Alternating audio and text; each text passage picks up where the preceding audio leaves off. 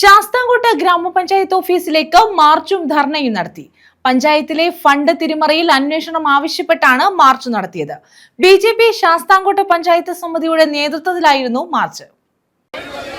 ശാസ്താംകോട്ട പഞ്ചായത്തിൽ അഴിമതിയാണ്, അഴിമതിയാണ്. പാവപ്പെട്ട ജനങ്ങൾക്ക്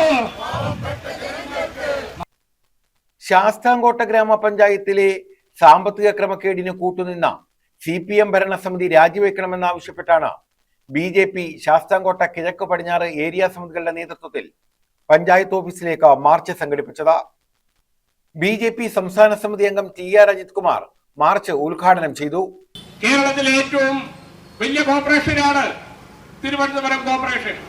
അതിന്റെ ഭരണം കൈയാളുന്നത് വർഷങ്ങളായി കമ്മ്യൂണിസ്റ്റ് പാർട്ടിയാണ്.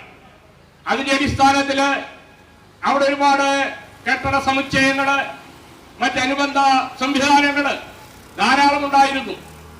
കമ്മ്യൂണിസ്റ്റ് പാർട്ടിയുടെ ആര്യ രാജേന്ദ്രൻ അത് മേയറായിരുന്ന സമയത്താണ് നിരവധി കോടിക്കണക്കിന് രൂപയുടെ കൊള്ള ആ കാലഘട്ടത്തിൽ നടന്നത്. സാധാരണക്കാരായ ആൾക്കാർ കൊടുക്കുന്ന പണം ട്രഷറിയിൽ അടയ്ക്കാതെ, ഇല്ലെങ്കിൽ കോർപ്പറേഷന്റെ ഫണ്ടിലടയ്ക്കാതെ ഉദ്യോഗസ്ഥരായ സഖാക്കന്മാര് അടിച്ചു മാറ്റിക്കൊണ്ടിരിക്കുന്ന കഥകളാണ് ഒന്നൊന്നായി കഴിഞ്ഞ കാലങ്ങളിൽ പുറത്തു വന്നുകൊണ്ടിരുന്നത്. ഒരു താൽക്കാലിക ജീവനക്കാരൻ ലക്ഷങ്ങളുടെ അഴിമതി നടത്തിയിട്ടുണ്ടെങ്കിൽ അതിന്റെ പിന്നിൽ CPIM-ന്റെയും DYF-യുടെയും ഉന്നതരായ നേതാക്കൾ ഉൾപ്പെട്ടിട്ടുണ്ട് എന്ന് അദ്ദേഹം ആരോപിച്ചു.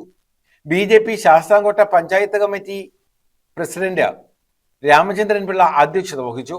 ബി.ജെ.പി. ശാസ്താംകോട്ട മണ്ഡലം പ്രസിഡന്റ് ധനേഷ് പുളിന്താനം ആമുഖ പ്രഭാഷണം നടത്തി.